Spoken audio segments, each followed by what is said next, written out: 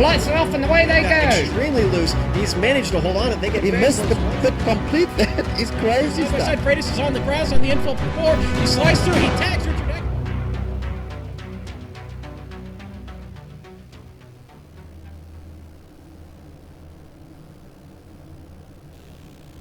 A fresh new year is upon us, and with it brings many changes. Drivers shuffle teams, sponsors move around, and new cars have all the pretty new stickers on them. And 40 iRacers start the season thinking that this is their championship year. For the American Sim Racing Series, its 2016 season starts right here at the Jewel of the Desert, Phoenix International Raceway. A fan favorite ever since it hosted its first NASCAR Winston Cup race in 1988, which Alan Kulwicki won, and debuted the much-copied Polish Victory Lap. Who is going to do their own Polish victory lap today? We will find out after 100 laps of great racing. Hello everyone and welcome to Race 1 of 16 of the ASRS HPP Simulation Grand National Series on the Global Sim Racing channel, with a special shout out to our viewers on iRacing Live. I'm Brian Yazek. Joining me in the booth is Tanner Sharp. Spinning the dials, cranking the knobs, and making us sound twice as good as we look is our director Joe Peak, who is using cameras provided by the one and only Dougie Beard. Tanner, this track was torn up and redesigned in 2010 and went to a variable banking setup from historically flat setup, and also paved that dogleg all the way down to the inside wall. Tell us about how that is going to influence the race that we see today. Phoenix International Raceway, a 1 mile oval, 100 laps tonight, variable banking in turns 1 and 2, about 10 to 11 degrees of banking. In turns 3 and 4, it's 8 or 9, so pretty flat. They got that wide open dog leg, everything's all paved. No bumps here at the new paved Phoenix International Raceway, but I'm sure we can see a lot of close action tonight and on this new repaved.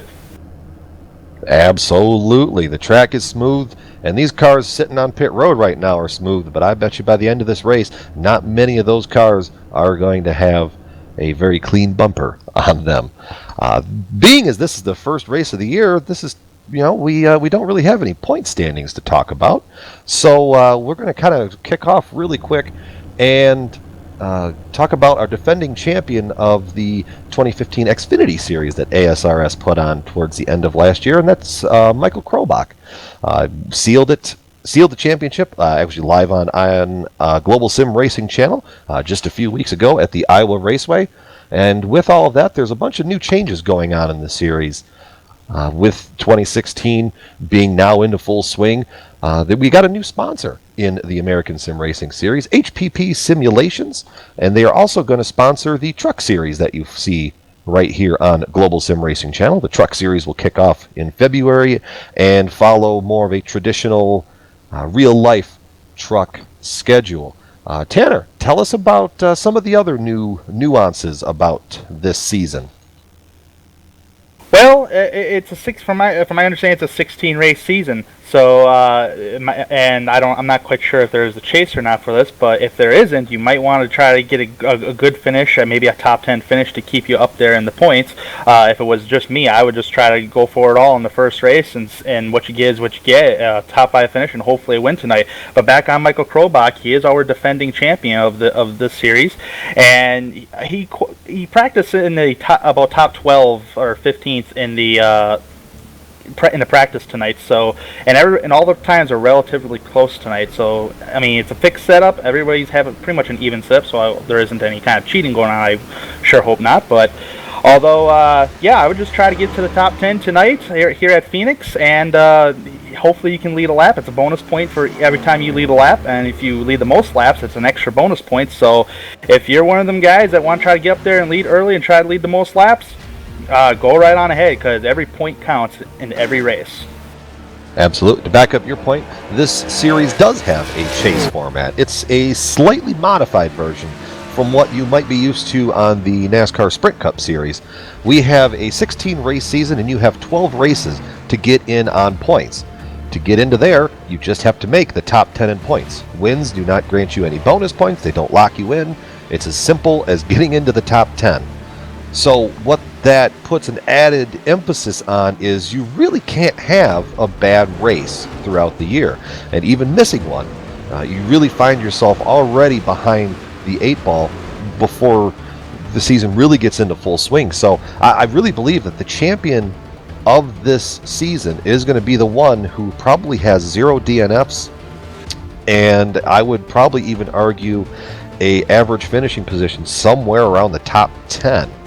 In the old Winston Cup point system, to win the championship, all you needed was to average a 7th place finish, regardless of wins or not. So that's kind of the same mentality that I'd be taking into this season. Strive to finish around the top 5, kind of like what you were saying.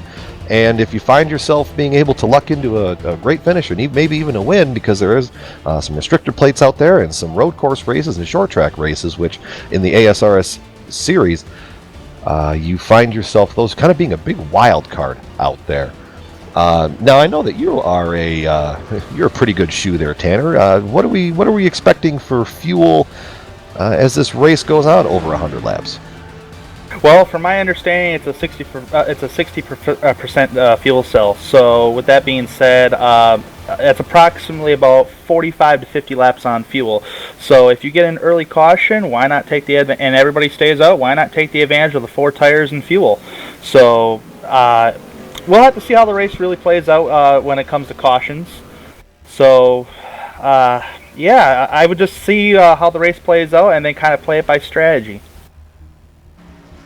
And I know firsthand, there's probably going to be some guys, if there's enough cautions earlier in this race, potentially try to stretch us and make it a one-stop race. Now, with the way that the tires fall off of the end of a run, it's really going to be a gamble to pull that off, but no doubt someone is going to try it. It's kind of the open-ended game here of what these drivers can do. And as you see on screen right now, a couple drivers taking some qualifying times. I believe on screen right now is the number 5 car of Lee Staples, diving it off into turn 1, kind of taking that nice higher line. And right here you can see what we're talking about. That backstretch used to be all grass right up to that line. Oh, thank you, Lee. It's like you heard me talking. You parked right where I needed you to park. It was paved all the way up to that yellow line. So it really was not conducive for guys to try to get the cars anywhere remotely down there.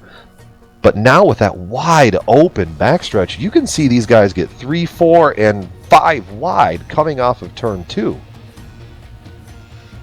Oh yeah, I mean, and it's legal to go down there. This isn't Daytona and Talladega where you can't go below the yellow line rule whatsoever. So here's good on your screen right now. Here's a good map of Phoenix International Raceway. On the right hand side, you got the start finish line. Then some guys will use that apron down turn 1 to get a little left turn, because sometimes when the tires wear, they get tight. Coming off turn number 2 over there, you got that big old dog leg back there. They'll even go as far as the inside wall. Just to try to make passes and everything, especially down towards the end of a race. So I mean, expect a lot of guys go down there to get an early advantage. We talked about tires earlier. I think, in my opinion, tires are going to be more of a key thing than what fuel is going to be.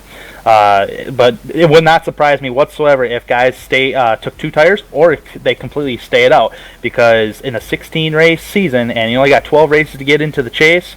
Man, I mean, why not take the gamble? I mean, what do you have to lose right off the bat? And if something bad happens, well, you bit the dust and you gotta move on to the next race, and you can be competitive run up front. Well, like I said, with Daytona and Talladega out there, that does kind of even up the schedule. Qualifying now wrapping up, and we're going to go to a full grid rundown for you. So, in pole position and winning the True Power Oil Pole Award, Josh Jones on pole today. In second place, we've got Jeffrey Belt. In third place went to Ty Hester. Fourth goes to Gary Whitson. Fifth to Will Warsler. And sixth to Bryce Whitson Jr. Tanner. And in 7th position is Travis Brown. In 8th position is Austin Missler. In 9th position is Chad Dalton. And in 10th position is Christopher Ginn. In 11th place is Brody Hayes. In 12th position is Jamie Moore. And as I talked about at the beginning of the show, our defending champion, Michael Krobach, starts his season 13th, followed by Jordan Harnish in 14th. Ted Emmenheiser in the 15th position. To his outside and row in position 16 is Troy Haight. Eric Burrell and Daniel Vining make up 17th and 18th. In the 19th position, you have Cody Rose. In the 20th, rounding out the top 20, you have Scotty Williamson. Outside the top 20, starting in 21st position, is Alan Young. 22nd, Jeffrey Gilliam. 23rd, it's Danny Rogers. And 24th is Lee Staples. 25th, Jim Foose, league founder. 26th, Alex Bates. Kyle Merker in 27th. 28th goes to Keith Jolly. 29th to Mark Myers. 30th to Milt Matisse. Outside the top 30 is Travis McQuinston. 32nd, Evan Rausch. 33rd, Jonathan Holstein. 34th is Noran Pelletier III. 35th is Tim Knott. 36th is Jack Strokski. 37th is Jared Haggerty. And Robert Barney is in 38th. And not to cut you off really quick, but we are going green flag. Josh Jones onto the loud pedal. Off starts the season for the American Sim Racing Series. He gets a great jump off of the restart, dives off into turn one. Absolutely no pressure anywhere remotely near him, and he is going to smooth out or pull away to a multiple car length lead right off of lap one. That's the best place to be on this track. Looking back behind him, Ty Hester has jumped up into second place. Following him is Gary Whitson in third. Gary's very sneaky at these starts, and he can absolutely make up ground as these races roll on. Tanner, did we see anything out back that potentially caught our interest? A lot of guys using the dog leg early, like we said earlier in the broadcast there. More guys using the dog leg right here early on. Try to gain some early positions here. I'm looking mid-pack right here. Bryce Whitson Jr. Trying to get the 5th position here away from Jeffrey Belt. Got a gaggle of cars all over this track. Goodness gracious. Let's see, jumping back out.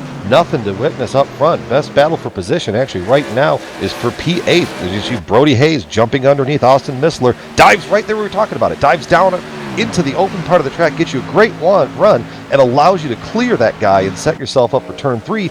But if you miss that, you're going to overdrive the entrance to 3 and absolutely plow up for someone else to try to get a run on you. Oh boy, I'm seeing some 3-wide action in the back for the 22nd position here. You got Lee Staples, Alex Bates, Jim Foose, and Kyle Merkel all back here. They were 3 wide through that dog leg, giving each other a lot of room back here, but they're trying to grab some positions early on in the race. We've got a pass for second. Gary Whitson gets underneath Ty Hester in turn 3, trying to clear him off of turn 4. Doesn't quite have it cleared yet. Ty's got a great run off of the outside of turn 4. And he's going to actually hold off that challenge, diving back into turn 1. That was a great power move from Ty. But now Gary's going back down to the inside of Ty. Coming through turn 2. Let's see, he's going to dive down to the dogleg. Absolutely.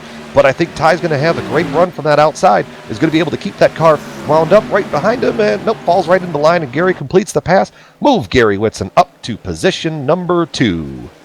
Boy, speaking of the dogleg, you really got to be careful. Oh, number 97 made contact there, Travis Brown. Trying to find out who he made contact with. He got loose, but he didn't hit anything, unfortunately. But, man, like I was saying, this dogleg back here is just, wow, these guys are almost coming up and cutting each other's noses off here. They're trying to be careful. Oh, caution. Oh, caution's out. Big problems coming right out of turn 2. Jonathan Holstein I think he was slowing down to avoid it, but I believe the car that caused all of that was the 24 of Alan Young. I think I saw him sitting sideways on the track. Ooh, a little bit more contact under as everybody's winding up for caution here. And we're going to get this replay for you right onto the screen. Alan Young not too happy with the driver of the 41, Tim Knott there. Oh, that was the 55 right there, getting loose. And yeah, that sent the 26 into it. That sent the 24. Eric Barwell is in there, and you see the 49 kind of spinning out. More of a reactionary move from Kyle Merkel right there. Yeah, definitely. It just seems like somebody got loose and they tried to straighten out the car, and somebody closing in on too fast there. Just very unfortunate for them fellas right there. But wow, just be thankful that wasn't as big as it was. I mean, it could have been even bigger. Ooh, we got some pit road shenanigans already going on as these guys wind up. And after that first little run of about 8 laps, as we see, Josh Jones is on pit road. But leading up to the entrance to pit road, that got very interesting as guys ducked in and out and were trying to fake each other out. Josh Jones is going to be the big loser in all of this. He's going to go from the lead to starting back, or taking this restart back in about the middle of the pack. Yeah, I'm seeing right here a lot of cars staying out here. You got Gary Whitson, Ty Hester, Jeffrey Bell, Bryce Whitson Jr., Josh Jones. They all stayed out. Quite a big handful of cars stayed out in this early run. I mean, we are only about, 8 laps into this race, or completing the 8 laps, but I don't know. We'll have to see how. Maybe these guys are just testing out to see how these tires are going to hold up. And I think that could potentially have been what happened there with the way that these guys tend to drive and burn up the fuel and burn up the tires. Maybe you just get down into pit road. Maybe you didn't get a good reading earlier on in the race, and you don't quite know just how the tires burn out. So maybe this was just this could have been a strategic move. It looks like Josh Jones has a good amount of pace to make up that gap. But the problem is at Phoenix, from my experience, it seems like you can really make hay on fresh tires for about 5 or 6 laps, and then it seems like it all kind of evens out. So we're going to have to pay attention. Josh Jones is going to restart here in 16th, the first car on 4 tires after that pit stop, so we'll have to keep an eye on his progress throughout this next run. Oh yeah, I'm definitely going to keep an eye on Josh Jones' progress, because I kind of want to see. You got 8 laps on them tires, or 7 laps I should say, because of the caution flag. So I'm just going to see what makes the difference between a 7-lap old tires to fresh Goodyears. That's going to be the prevailing factor, but I mean the worst thing that Josh could see would probably be a bunch of short runs, because all that's going to do is keep everybody evened up, or even on the other end of the spectrum, a long enough run where that all really evens out. We're going to be coming back to green flag. Pace car is off. Gary Whitson gets him lined up, and he is on the loud pedal, getting a great restart off of that. Green flag is officially back out. Gary tucks up to the high side of the track to get himself lined up for turn 1, battling back in position 2, and we got a spin back behind him. That's a 32. Skittles car, he saved it. What a save. I'm going to cut to a replay on that one. The next pit stop's going to be 4 tires and a change of underwear for Jordan Harnish there in that Skittles machine. You're going to watch the restart right here. He gets a great restart lined up behind Brody Hayes right there. But I think what happens is when he gets down into turn 1, the car jumps sideways because he catches the apron. So what that does, that de-wedges the car and makes it... Oh, no, he got loose well into that. Was there... Because there potentially been contact between him and him there? I don't know. We'll have to take a closer look back at that. Well, there could be contact, but also at Phoenix, when you get on the brakes just a little too hard, it just snaps the back end around. So that could be another scenario too on how he got loose entering that corner. Could have been the scenario, but back into live action. We're going to show you Jeffrey Belt on screen, running P3 right behind Ty Hester in that number 68 Toyota. Gary Whitson has about a 7/10 of a second advantage, and he's kind of making hay right now. Kind of jumping back to the field. Josh Jones has worked his way up to 12th, so those fresh tires might just be working out, at least through this part of the run. Now, maybe he could have picked off a couple as people were reacting to try not to get caught up into the spinning number 32 there. But as it all kind of shakes out from the race... Well, I think the tires are actually here... Sorry to interrupt there, Brian, but I think the tires are starting to show off right here as he gets by the number 4 car there, Josh Jones. He had a much better run coming off the corners, so those tires are actually showing, but I'm not sure if it's going to be enough because he had 16 cars ahead of him at the start of that restart. Yeah, and he's worked... Nope, we got our caution. Spin Ty ahead, Hester. spin ahead. Ty Hester, Bryce Whitson spinning down low. I think he's going to be all right. But what happened there? Ty Hester, contact. We're going to cut to a replay on that one for you, but there was some contact there between the number 68 and the number 67. Sequential in your programs, ladies and gentlemen, but there was some definite contact going into turn 1. I think Ty was potentially trying to, well... Oh no, both guys actually got in a break maybe a little too hard, and they both spun. There was no contact whatsoever. You see Bryce spin down to the inside right there. That doesn't make those tires happy, but he kept it pointing mostly forward. So that's interesting. I wonder if these guys are jumping on the binders too hard, and that's what's really locking those rear tires up and sending these guys for a trip. I just took another look at that replay at the start of all that. The 5 car actually hit the 67 in the aftermath. But the 67 and Ty Hester, 67 or Jeffrey Bell, they just got into that corner. There was no contact made. They just both spun. So I don't know if they got on the brakes a little too hard or what. I'm not quite sure. But wow. Well, and going back down pit road, not surprising to see Ty Hester there after the aforementioned contact. It looks like the takers to stay out, Gary Whitson, Brody Hayes, Michael Krobach, Bryce Whitson, and Christopher Ginn. Look who is getting ready to line back up in position 7 with fresher tires. That's Josh Jones in that number 40. Oh yeah, Josh Jones is he still has those fresh tires, and I think they're only about five to 7 laps on those tires. I wasn't really counting how long we were green flag here, but that's my approximate estimate guess. But yeah, he's in fine position. He's sitting in the top 10. If he can just stay out of trouble and try to avoid getting down in turn 1 a little too hard and not try to spin her like we have seen. Hopefully he can stay out of trouble and stay up front and try to win this thing, because I think he's got a bad machine tonight there, Brian. Absolutely. And I'm going to point out that I'm being corrected on the pronunciation of a name, Eric Barilli. And I'm sure someone's going to get me if I get that wrong again, but judging by the chat on our YouTube channel right now, that is potentially the right way to say it, or probably better than how I was saying it. That's always 100% possible. I don't claim to be a really good grammar enunciator, and there's video proof out there of me trying to pronounce a very particular name. My director is already correcting me, and I'm not even going to go down that route. You can find that clip out there on the YouTube channel. All right. Another driver that I've seen has pretty much cracked the top 10 by staying out is Jim Foose. He started back in 25th position, so pretty much in the back of the pack. So it's nice to see Jim Foose up there in the top 10 tonight. Jim Foose is sneaky. He was working on some of that strategy earlier on in the race. The ASRS ran a couple fun runs to kind of get these guys some practice time, and it didn't surprise me to see him up there. Pace car is getting ready to dive off once again. Pace car is in. Gary Whitson's got him under control, and he's onto the loud pedal and gets a great start.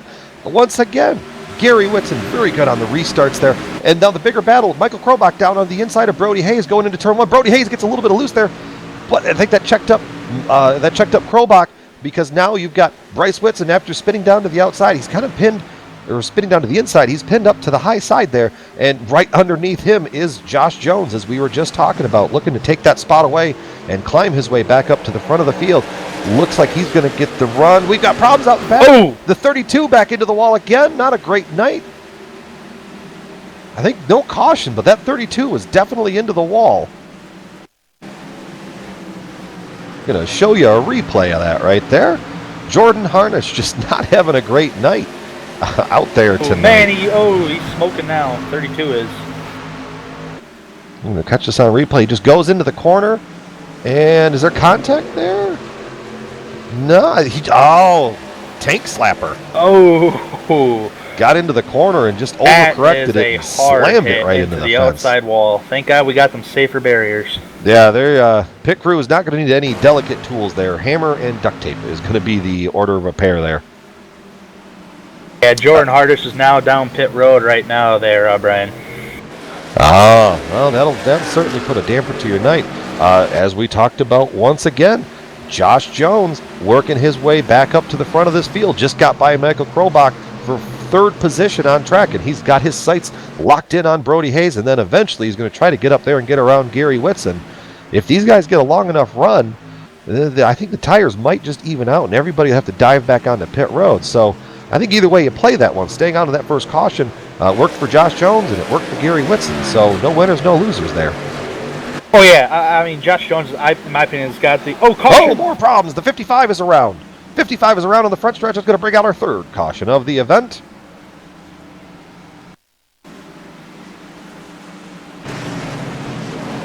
Going to go to a replay here for you.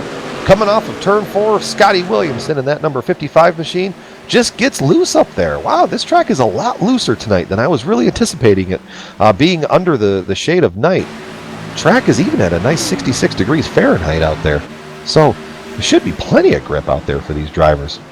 Yeah, usually the cooler the track, the more the grip on the races, especially on a repaved Phoenix International Raceway. But yeah, the 55 of Scotty Williamson just got loose coming off turn number. I don't know if the air got taken off the spoiler or what. I am not sure, but very unfortunate for Scotty Williamson. And just the attrition factor definitely is coming into play tonight. Let me see if we're trying to get... trying to think who would... As I'm kind of looking through some timing and scoring right now, I'm trying to see if we get any recipients of the lucky dog out there, but I don't see it. Pit road's going to be a busy place. Gary Whitson dives onto pit road, and Josh Jones stays out just to kind of complete that full cycle. He's got Evan Roush in the 15, a newcomer to ASRS, staying out behind him. This is going to be the opposite of what worked out earlier in the race, because it looks like, let's see here, 1, 2, 3, a good amount of drivers stayed out, actually, so we'll have to see when timing and scoring updates where Gary Whitson is going to take this restart again, but now we kind of got the polar opposite strategy of what happened earlier to Josh Jones there, Tanner. Yeah, Josh Jones, I kind of mentioned it earlier in the broadcast tonight there, Brian, that if we get an early caution, you may see some guys go down and get 4 fresh tires and fuel. But since we have all these cautions tonight, this is our 3rd caution of the night, I'm not quite sure that fuel is going to be a strategy anymore in this race. It could be if we get a long green flag run. I could be wrong, but I don't think it will be. So, but I think what's going to be the outcome of this race is the tires. That's definitely looking like that's going to play a big factor tonight. But we'll have to see here, I think, as everybody kind of dives off. And also, for your fans of Jordan Harnish, he has manually disconnected from the event. So that's a really rough night for Jordan Harnish. Evan Roush also just took it down to pit road. So I think he was trying to stay out and potentially lead a lap and gain a valuable bonus point there. But Josh Jones staying out in front of him kind of kiboshed that little strategy that he had. So yeah, when I look at timing and scoring, Gary Whitson is going to go from the lead all the way back to 17th, or make that 16th place on this restart. So, oh boy, I'm looking at the scoring here right now. It wasn't that long ago Ty Hester was spinning, and I think he scraped the wall earlier too. He's sitting up there in the 4th position at the moment. But yeah, Gary Whitson, Bryce Whitson, I'm seeing Brody Hayes in the back there, kind of mid-pack back there. Jim Foose fell out of the top 20, who actually picked up a couple spots on that last restart from 10th to 7th. So they're all in the back right now. This is very an interesting play by everybody. It's just going to get more interesting as this event keeps unfolding. And I mean, that's kind of how these races are going to shake out, as we're going 1 to go before the green flag drops back, as you'll see the field stack up 2 by 2. I'm just sitting here thinking, we might be on lap 26 right now. This is a 125 lap race tonight, so it's going to definitely get more interesting as this race progresses through the night. That's for sure. I mean, especially with these the new iRacing surfaces on the tracks. You know, as more laps get put down, and we've got a full field of 40 cars out there tonight, so that's going to be a lot of cars putting down some rubber. So it's going to be interesting to see how the race and the groove changes as it goes on. So it might be a little looser now, maybe tighter as the night goes on.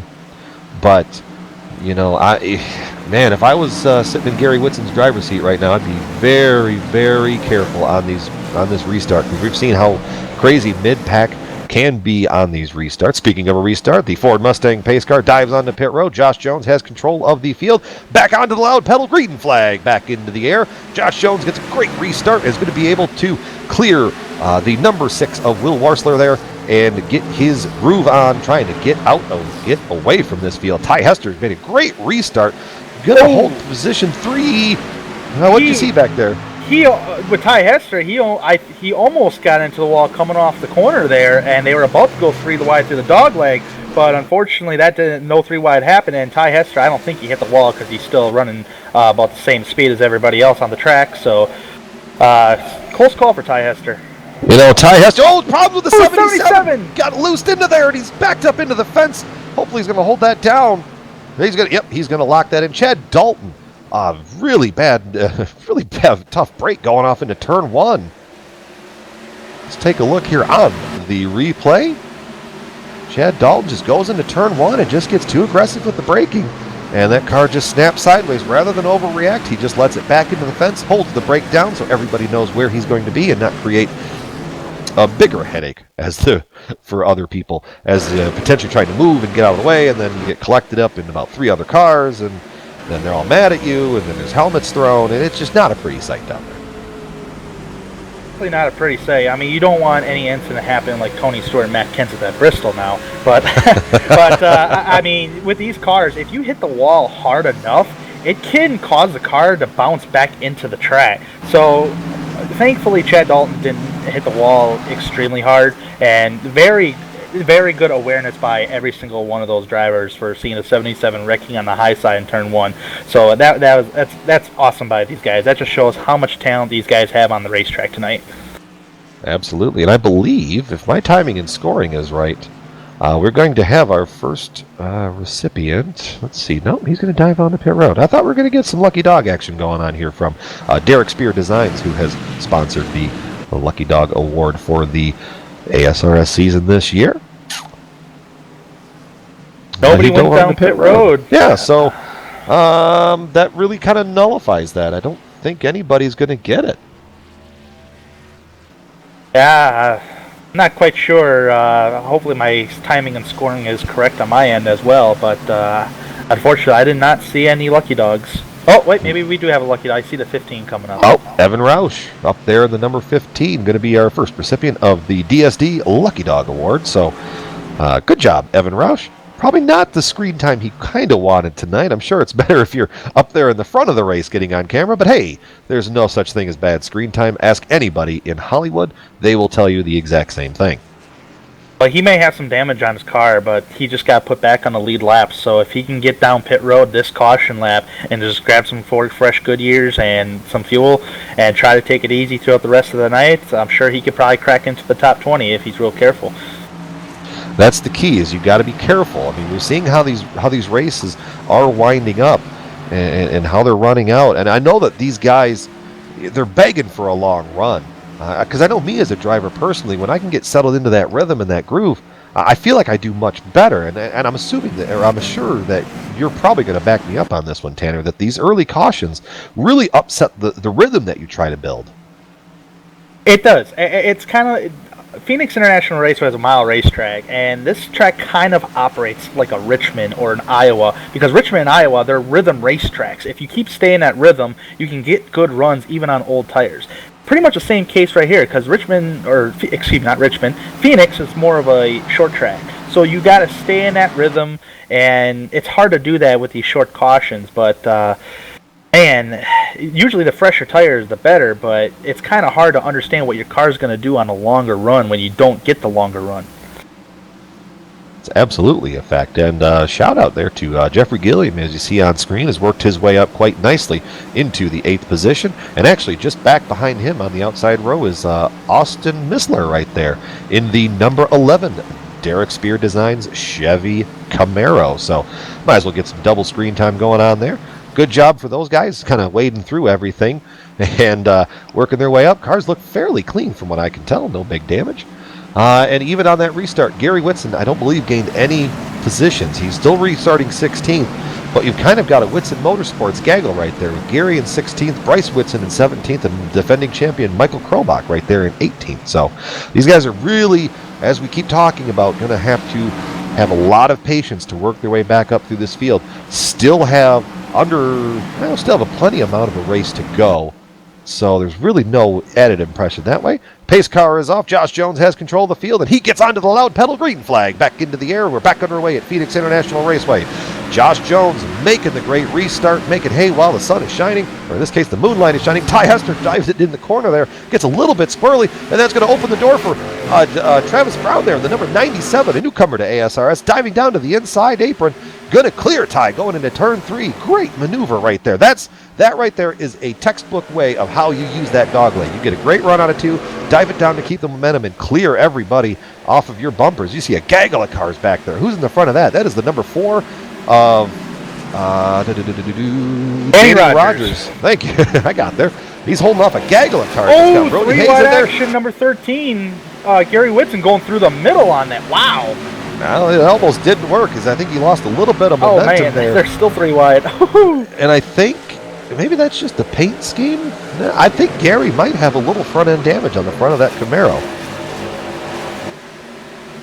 Yeah, a little bit, but it's definitely not affecting his aerodynamics whatsoever. I mean, if he can squeeze right through the middle, and here comes Bryce Whitson, I believe that's his cousin right behind him, makes some good runs, and I think Gary's aiming for the middle again. You got to try it just to make it work. Ooh, car in the wall behind, I'm trying to make out who that was. I think it was Jamie Moore. Oh, spinner! Spinner, number 73, Jonathan Holstein up into the fence. He's gonna, goodness, who's that up there? Wow! Who was that in the yellow car that went sliding through there?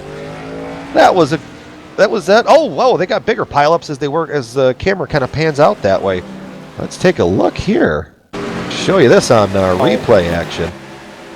Yo, number. I'm trying to work out who that Dollar General was because that was just textbook. I think he hit the inside wall though, but yeah, kind of a big wreck coming off 4. That was Cody Rose in the number 80. And there you see right there, it looks like Alex Bates. He was spinning or trying to get out of the way, and then he got collected up there with the 24, and I think that was the 49 up there. You see Jack Strosky there in the 88 gets involved. A multiple car pileup as these guys work their way around the caution scene. So, and really, I think if we go back and show you a replay off of Alex Bates, you'll kind of see what I'm talking about here. That'll go from Jack Strosky. That'll work too. You see coming through turn, going through the dog leg right here. Everything's fine, and then you're going to see up ahead that car starts spinning sideways, and everybody's checking up. There's a 77, misses it. There you see right there, the 41 tries to spin to get out of the way, and then right at the end he gets collected up with a 17 right there of Jackie Palmore.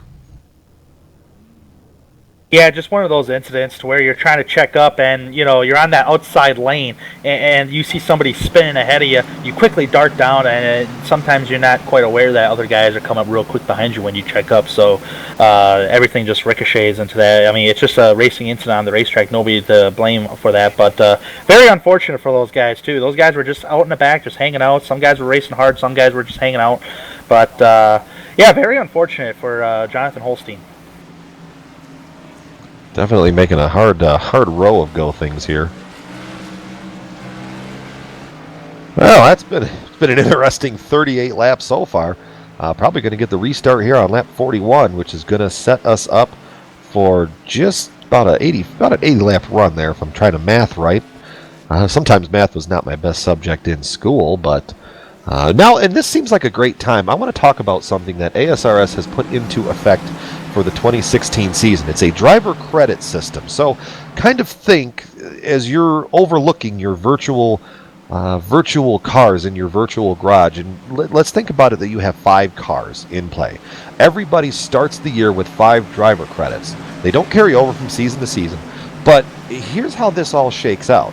So as these guys run throughout the race, and there is a 17x incident limit, or 17-point incident limit in effect tonight. So, with that in mind, if you can get through the entire event and without any incident points whatsoever, you actually gain 2 driver credits. If you get from 1 to 3, you get +1. If you go from 4 to 7 incident points, you don't gain anything, you don't lose anything. 8 to 11, you lose 1. 12 to 15 incident points, you lose 2 driver credits. And from 16 on up, not only do you get disqualified from the event, but you also lose 3 driver credits. Now, at any one point, the maximum you can have is 10. Anything above that, you're kind of good as a cap.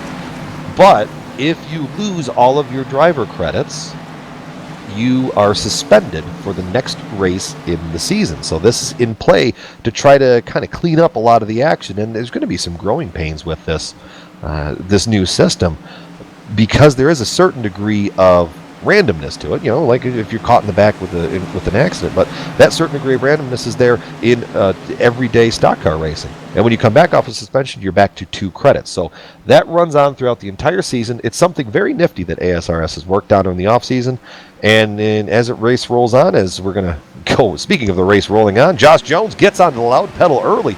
Green flag back into the air, gets a great restart, but more importantly, look back there as the battle for second between Will Warsler, Ty Hester, and the 97 of Travis Brown really starts to heat up. And we're going to try to go 3 wide off of there. Ty's going to hang on to the track. We're back under caution. We've got a car. We got more problems back out on the track. Caution.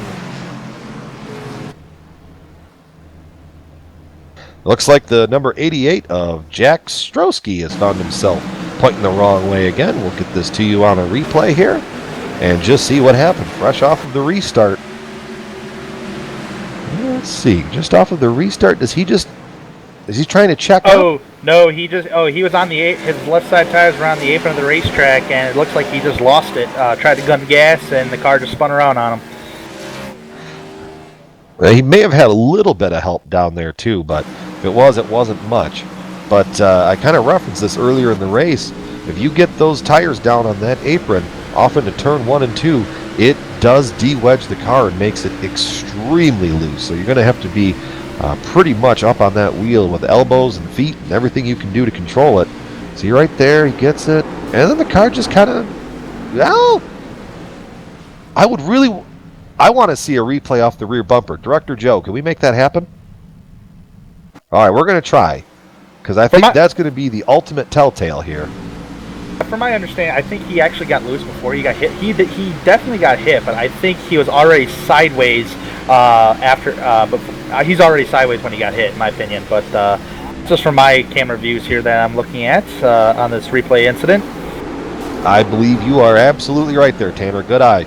Car was sideways, and then I think that was the 15 that was behind him of Evan Roush. Just got our lucky dog to get to kind of assist that spin there. I didn't see, with all this going on, I've been trying to kind of pay attention to things, and I didn't see any lucky dogs. Did you, Tanner? Oh, there it was right there. Jared Hargitay, and the number 23 is our DSD lucky dog for this caution period. I've been trying to keep up on some pit stops, so I might be wrong on this. I don't know who pitted really under this caution, but from my understanding, the last car, the pit with 4 fresh tires, the last caution was the number 11 car. He was in 9th place, and now he's all the way back in 23rd, and then this caution came out, and I don't think nobody came down pit road that's on the lead lap. So, I'm trying to keep touch with the who's going down pit road at the moment. No, you are absolutely correct. Nobody pitted on this last time unless you had damage. But yeah, you're right. Aaron Kleinhans, Austin Missler, Scotty Williamson, Keith Jolly, and Evan Roush, as we just mentioned, were all on pit road. Not this caution, but the one before. So, kind of a longer road to try to recover there for those guys that were on pit road. The caution flags are just hurting things as we're creeping up there on about 80 laps to go. Yeah, it definitely is. Josh Jones has been in the lead for a while now. He actually only pitted once in this race, from my understanding. So, I mean, and with all these caution laps, he probably pretty much has enough fuel to make it to the end. But, yeah, these cautions are just killing some guys. Some guys like Bryce Whitson, Gary Whitson, Michael Krobach, our defending champion. Those are the Whitson Motorsports guys, from my understanding. Jim Foose, who wasn't in the top 10 earlier, those guys have not made much ground because Bryce Whitson is ahead of those guys, and he just cracked the top 10. He's 10th, so it's definitely been a very slow pace for them to get to the front, but these cautions are not helping them guys.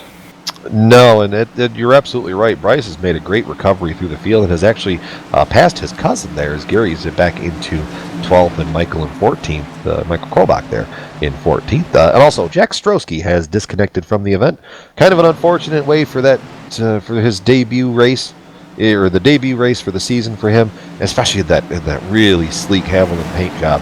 That was sending me some memories back from the mid-90s of the old Robert Yates teams there. But anyways, back to on-track action. Ford Mustang is off onto pit road. Josh Jones onto the loud pedal, gets a great restart. Green flag back into the air. Let's see if we can get through one turn here without a caution. Ty Hester making the dive to the inside. Great restart for him.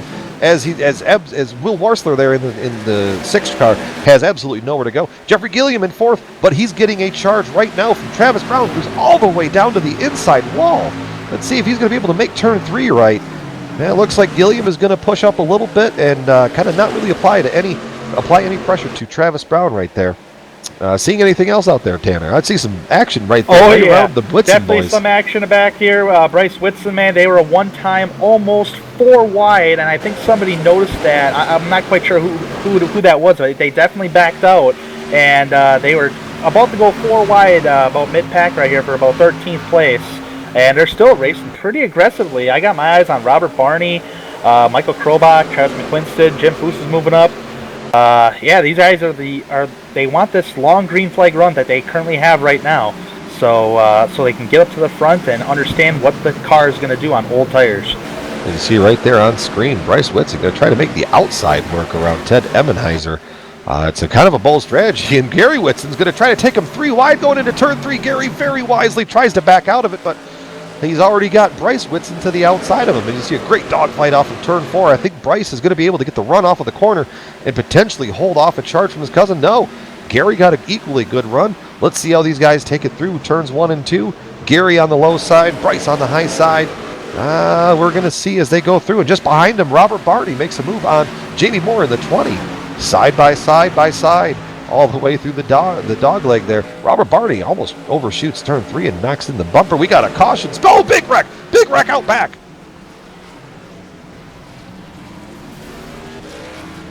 I think they're still wrecking. Daniel Vining was a part of that.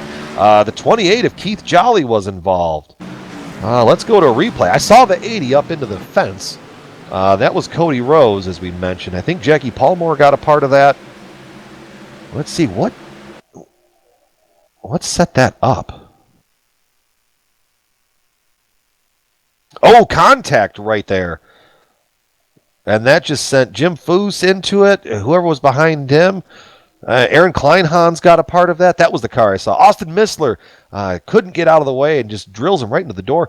The 55 back there spins, and as he spins down to the inside, he collects the number 24, and then the 28 piles in, and oh, goodness gracious. Okay, just from my replay views here, looks like the 93 just kind of came down to cut the nose off on the 10 car a little bit and probably didn't realize he was there. And Jim Foose gets a part of that, but everybody's ricocheting into this wreck and a lot of smoke. And with the new iRacing update, if there's smoke, you really can't see. So these guys are having a hard time seeing where to go on the racetrack. So if they have some real-life spotters, man, hopefully they can navigate them through this wreck here. But, yeah, they were still wrecking after the caution. Yep. And you see right there, Missler catching that car right in front of him. The 77 is going to squeak by on the inside, ducked all of that. Pretty good driving right there from the driver of that number 77 machine. And the name, and my timing and scoring is acting out. Chad Dalton. He was backwards into the fence in turn 1. And now he's running P8. We're going on board with Chad Dalton here. As you see what he sees, just woes it down and gets way down to the inside, drifts it a little bit, but hey, there's no, unlike road racing, there's no 1X off-track penalties, so if there's paved area, go and try to find yourself some grip. So on this caution, speaking of different things going on, Jared Haggerty is now back onto the lead lap after receiving his second DSD Lucky Dog of the race. We have some split pit strategies up there. Josh Jones, Ty Hester, Travis Brown, and basically your top 9 are still on track. Everybody from Will Warsler in 10th on back has dove down to pit road. Yeah, War Whistler was actually positioned. He was in 4th position. Some guys made a fake down pit road, but I see the number 6 here. That went down pit road. Some guys did follow him, trying to make who all followed him down pit road. Well, now more importantly, the strategy here has worked out really nice for the Whitson Motorsports gang. Right there in P5 is Gary Whitson, followed by his cousin Bryce in 6th, and Michael Krobach there in 7th. So, after kind of surviving the mid-pack race there, these guys are now up into the top 10. And more importantly, that lead group is starting to thin out a little bit. Remember, I said we started 40 cars here tonight. And from what I can gather, let's see if we still have... Let's see, how many cars do we still have running? About I'm showing about 31 cars. 31 cars still running. Aaron Kleinhans is also disconnected after his big shunt into the wall and then up into the catch fence up there in turn 3.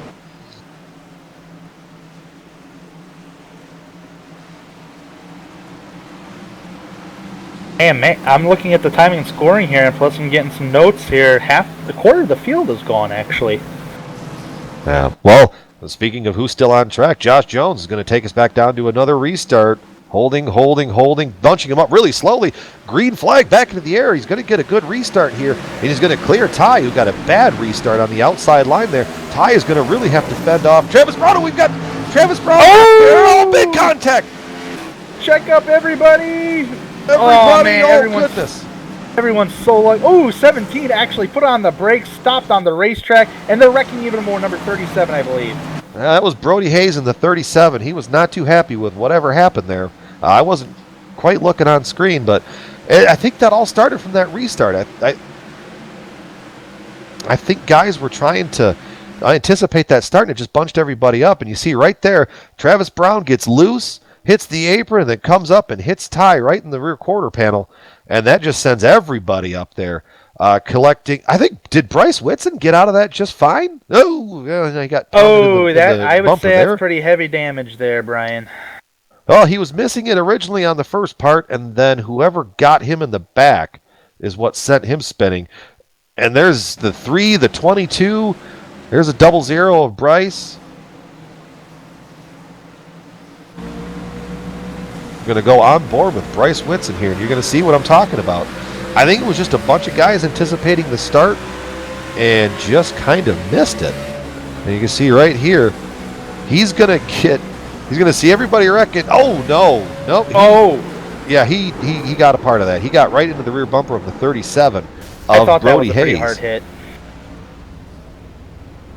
Let's see what Brody is on pit road trying to get that damage mended, because I think he got hit on both ends. He did. He was on the outside lane. He actually had nowhere to go.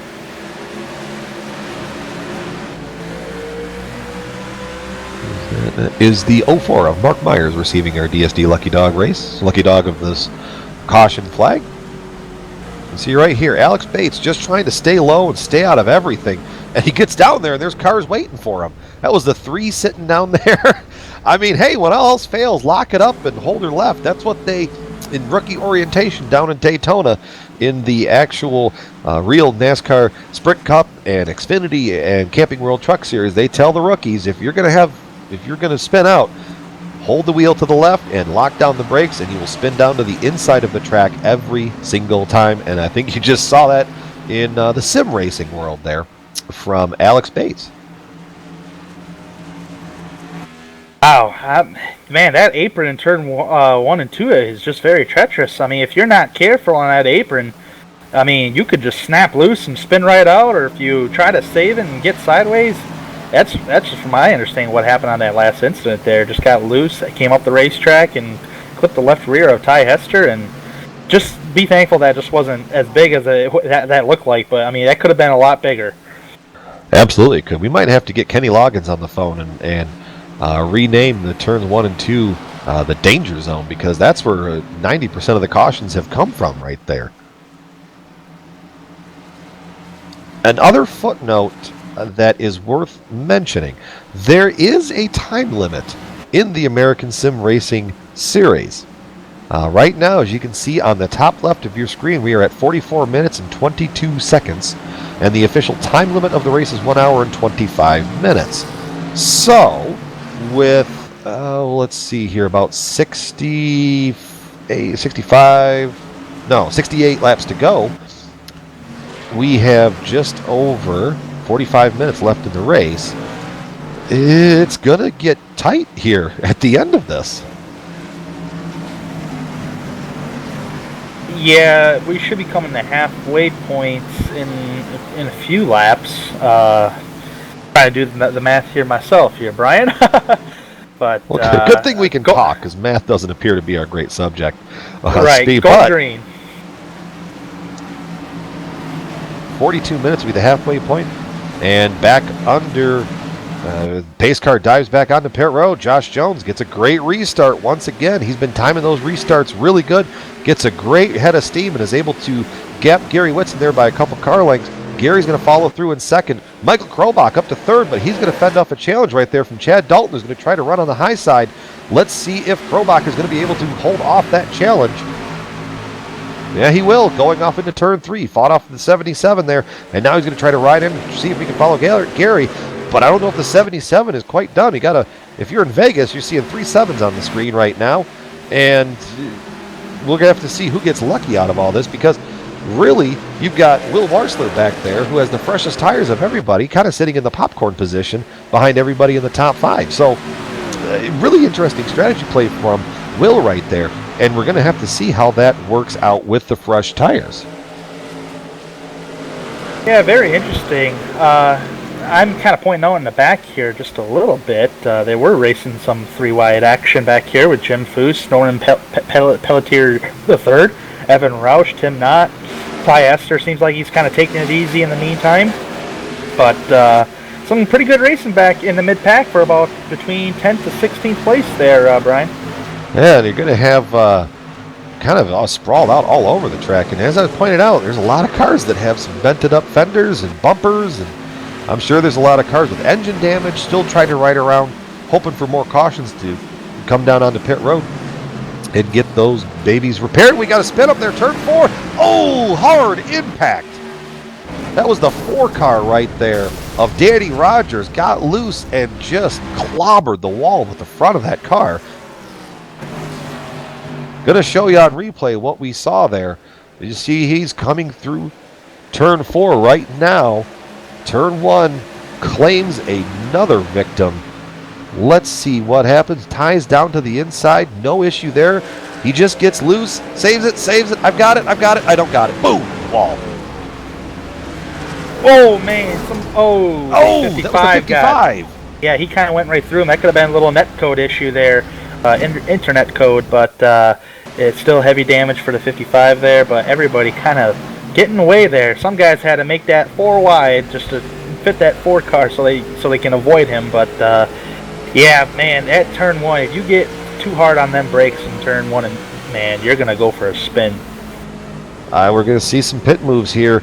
Ooh, I think Krobach is gonna be singing 3 Dog Night there, with 1 being the loneliest number. He is all by himself. Only cars to pit behind him would be starting back there at 16th with Jim Foose, Tim Knott, Milt Matisse. I think Bryce Whitson could potentially be on pit road. Yep. Yeah, basically you had Michael Krobach pit out, and everybody from 16th on back pitted out. So Josh Jones staying out. Let's see. Yeah, Josh Jones staying out. Gary Whitson staying out. So, well, we're going to have to see how that one shakes out for Krobach there as this race unfolds. Still plenty of time to go. Yeah, this is going to be a very interesting move here. 63 laps into this race, or 62 laps into this race out of 125. So Michael Krobach, we'll have to see when he hits the start-finish line on where he will officially be lined up. But yeah, some guys maybe come in, get some more damage repaired, like guys like Jim Foose, because I did see him have a lot of damage from that earlier caution back down in turn number 3. So Ty Hester so far back up to 14th position.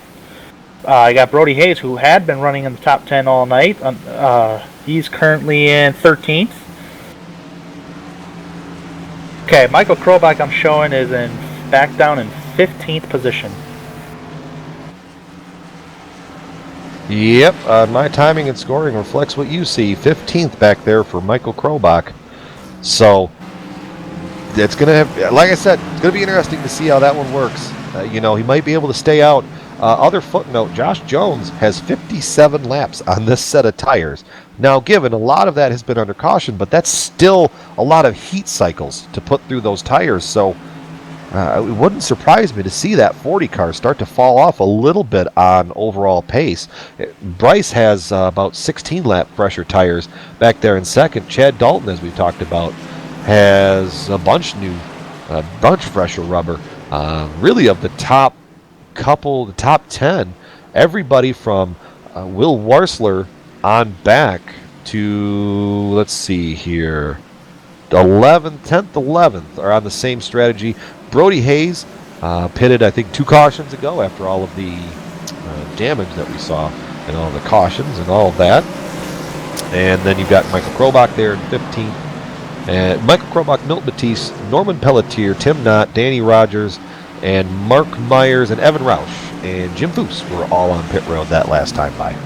Yeah, I don't think Gary Whitson He doesn't have. I don't know if he has much older tires than what Josh Jones. I haven't seen him down pit road that too much, but you have to remember he was in that mid pack for quite a while, and if he did pit, he probably would still be in the mid pack. So he had been making a lot of aggressive moves in that mid pack, so he could be wearing out them tires a little more than Josh Jones. But back to you, Brian. Going green. Could be. Let's see how this is all going to go. Ford Mustang pace car itching to make the dive back to pit road. Stay there for a while. Josh Jones leading the field back to green. Onto the loud pedal. Green flag is back into the air. Gary did not get a great start from the high side there, and he's going to have to fight off the 77. Boy, that was a shut the door. Gary shut the door there on Chad Dalton going into that corner. Did not want a car underneath him, but now that really kind of hurt his momentum, because now you've got Will Warsler up there in the 6 who made the move from the high side, and now he's looking to make the move back up to Gary here. And like I just mentioned, of these top 3, Will does have the freshest tires out there. Slick contact there from who was that just kind of kissed the wall back there? Was that Ty again? That may have been Ty. It was only a kiss. Just slight contact. Yeah, it's only a guess at the moment, but I'm just looking at other action around the racetrack, like Michael Krobach here. He's trying to get up towards the front. He has those 4 fresh Goodyears. Ooh, oh, contact! 42. Spinning. The 42 is going to collect the 49. The 3 is going to be involved. Spinning even All more. sorts of cars going around in turn 3 and 4.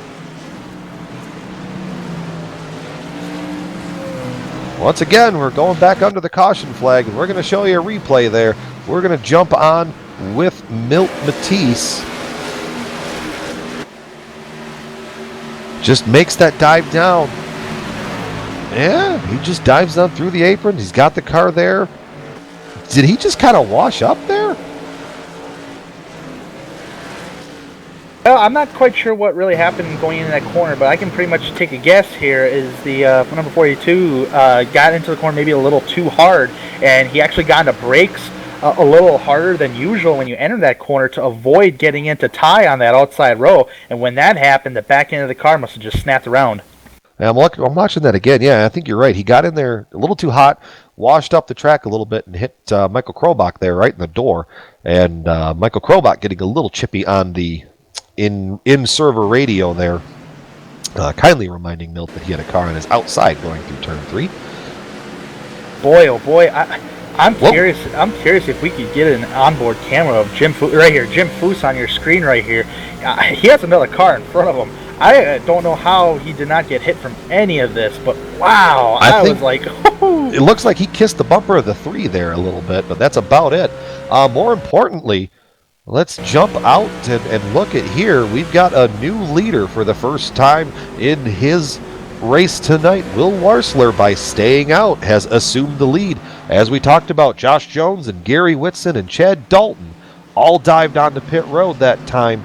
So surrendering some track position for some tires, we're going to have, I mean, with that many, it's not a fuel move at that point, but it certainly makes their last stop a little quicker if you don't have to take on a full load of fuel. I don't think fuel is going to be a factor anymore in this race, but yeah, maybe handling came into play with the Josh Jones and the number 13 of Gary Whitson.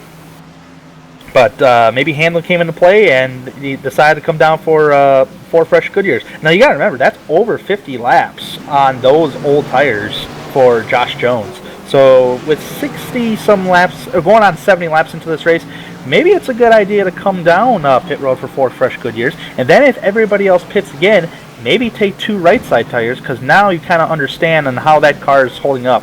Maybe you don't really quite understand because you haven't had a long green flag run, but maybe I'm not the one that's driving the car, so I'm pretty much just guessing. But who knows? It could be a bunch of factors. Multiple things in play here.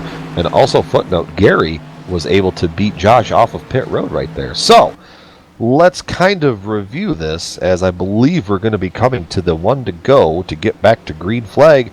Going to do a quick little rundown of the top 10 for you. As we talked about, Will Warsler is your new leader, followed by Robert Barney, who is definitely, if the race was to finish right now, the sudden rainstorm was to kick in, he would gain the most M-Spec Hard Charger award points, because he started 38 on the field and is now running second. Third goes to Troy Haight. Fourth is Eric Barilli. Fifth goes to J.B. Moore. Sixth to Austin Missler. Great rebounding effort for him tonight. Seventh is Brody Hayes. Eighth is Jeffrey Gilliam. 10th is Travis McQuiston. And 10th goes to Ty Hester.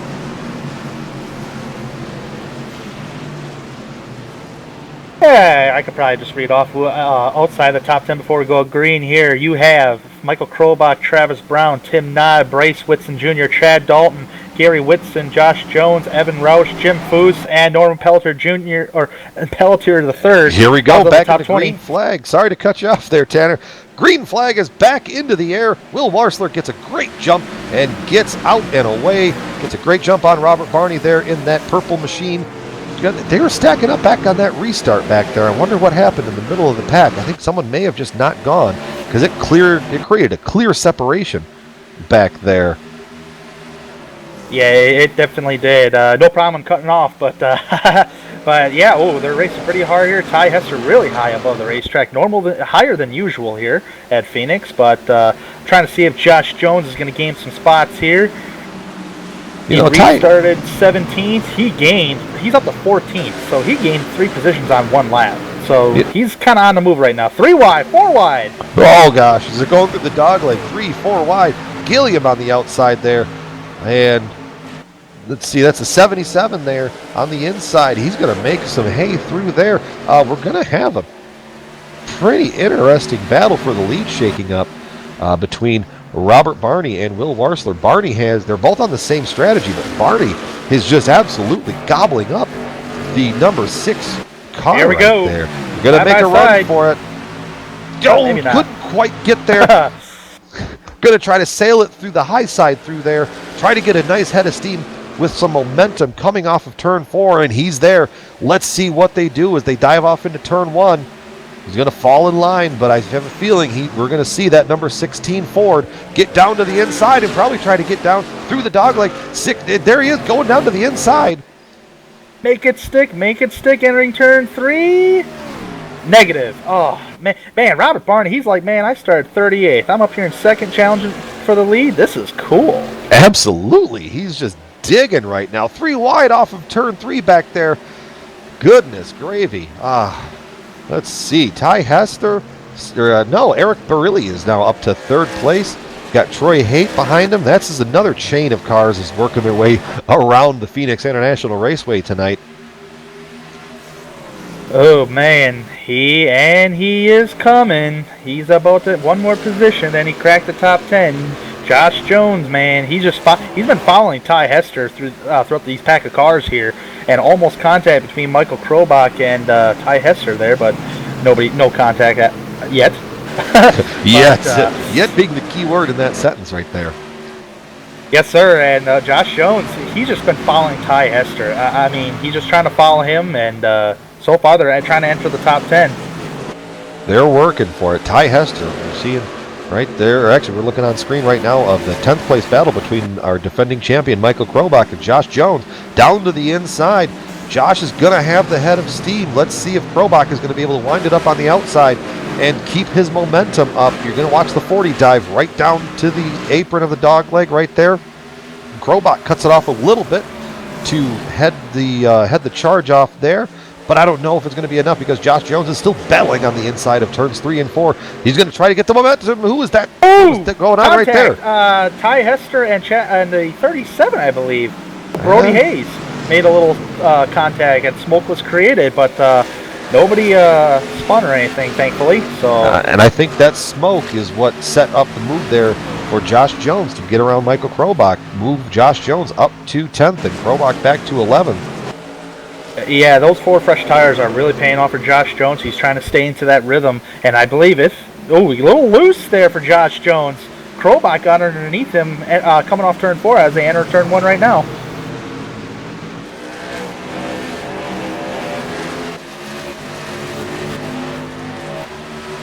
See, yeah, we're still looking at Krobach on screen as he's going back to the over-under on Josh. Not ready to give up that position. Fighting like some rabid junkyard dogs there. Josh is going to get the great head of steam from the outside. And he's going to be able to hold him off one more time. You got the defending champion and the fastest car on the racetrack going at it right there, Brian. Exactly. Two rabid dogs just battling for track position. Travis Brown making his way back into the outside, back into the battle after we watched him go up and kiss the fence just a little bit ago earlier in the race. What's going on in front of these guys? Are they too wide? Three? No, that's just too wide. Battle. Going to jump up there and take a look at Jamie Moore on the inside in that number 20 machine of the 82 of Troy Haight. And he's going to try to follow. 77 there is going to try to follow, but I think he just kind of laid back to set up his corner a little better. Yeah, I don't recall any of these guys early in the race being in the top 10, but they are actually showing their horsepower tonight, right now, and almost contact a couple of cars back. I think that was Austin Missler, maybe? No, Missler's in front of that pack right there. Okay. You see, he's actually making a move right there on the inside of Troy Haight, but Ty Hester was looking to make it 3 wide. I think he very wisely just decided to tuck back in line. That was not quite the right time to do it. With 43 laps to go, though, that paint window's getting closer and closer to opening up. So I have a feeling that this is just going to pick up more and more and more as the race goes on. And another footnote, Gary Whitson has not recovered whatsoever. And in fact, I believe he's found the wall.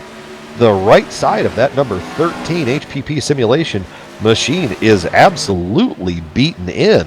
We'll get you on screen right there. Oh, yeah, I mean, his right rear, I'm seeing his right front, his right side, all over the right side is pretty much beaten in, especially that right front, and that might affect a little aerodynamics, but he was actually running with a pack of cars back there and couldn't really gain positions on anybody, so I'm not sure if he's down horsepower or not. I'm not quite sure, but definitely has not recovered. He's sitting back in the 17th position, going for the 16th position with Travis McQuinston right there. That thing is just not happy. Let's jump back up to a battle for the lead. This has not calmed down at all between Will and Robert. Robert has just been able to get right up close to him and maybe get a hair to the inside, but he hasn't been able to get close enough to Will to make that position stick or really even move Will off of his line. Oh, what's going on? Oh, I'm seeing spinning in front of him. Evan Roush is the 15th, but he's down below the apron. Is he going to stay there? Is that going to bring out another? He's already gone. So that could have potentially been disconnected or DQ'd from the server right there with the way that he just disappeared. That could be some internet connection, but man, this battle for the lead. Oh, problems! 26 spinning off of the dog leg, sitting backwards on the track. Eric Barilli sitting backwards. Oh, we've got more problems. Other cars are spinning.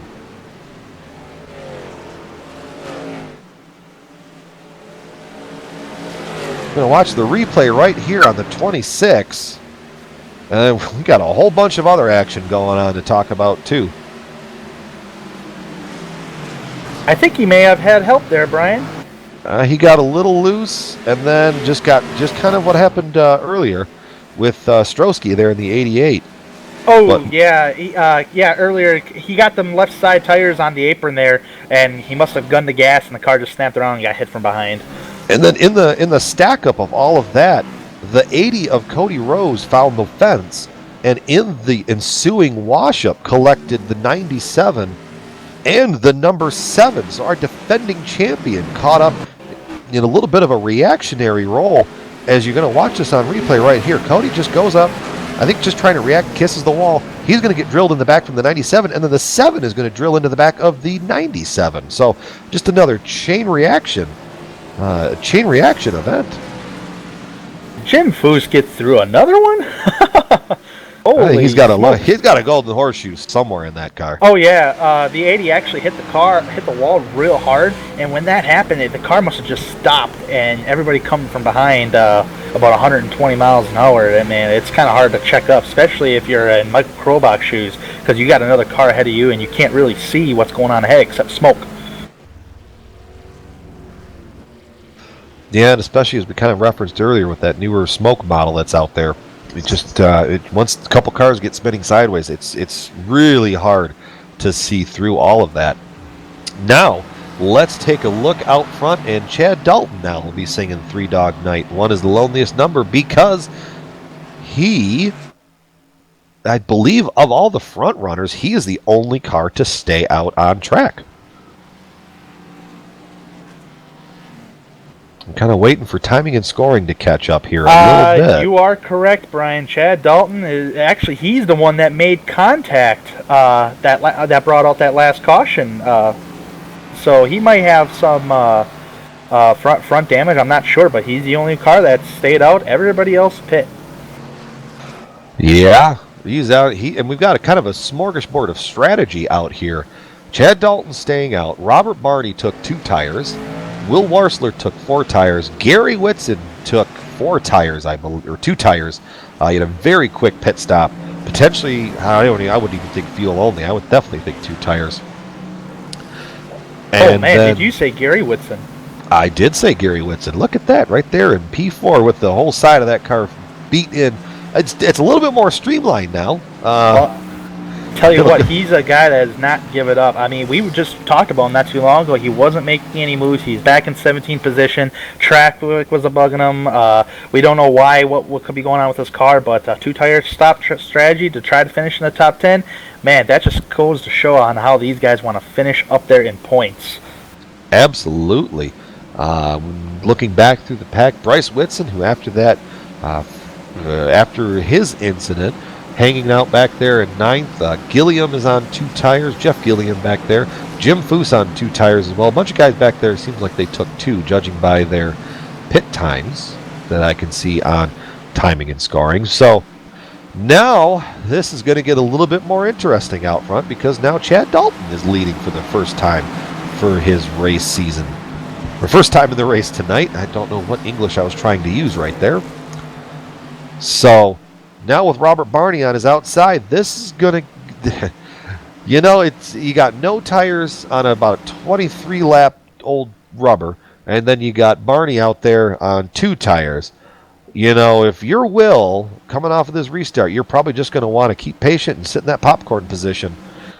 And now, green flag back into the air. Chad Dalton jumping off of the restart, and he got a good enough restart that Barney was able to jump back behind him, but Barney has a charge from Gary Whitson on the outside. The damage on that car is not stopping him.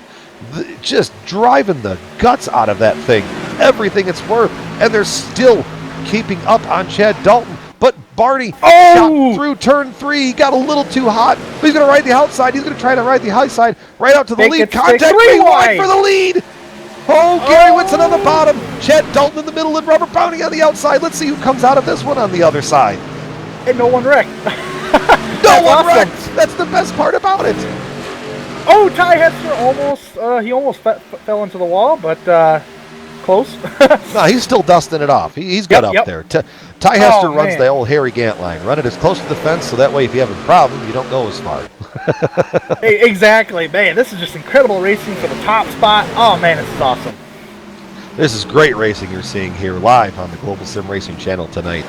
Gary Whitson, off of that amazing first lap from the restart, is able to motor away for a moment, but Will Warsler in that number 6 machine with 4 tires and, more importantly, no damage. Jim Foose, turn 3, he spins. Oh. The 56 involved. The 42. Who else is up there into the fence? Let's see. We're going to go to a replay on this one. The 00 and the 2 actually made a little contact before entering turn 3, and it was kind of the 2 car looked like he was a little bit sandwiched and made a little contact with the 00, and it just sent Jim Foose right around. Yep, that was a little meeting there between the 00 and the number 2. 97 gets involved, 3 gets involved. They kind of spun down to the inside. I see the 97 there got hard on the brakes and decided to spin her there. Oh, I don't think it was by his choice, but lock it down, hold her to the left.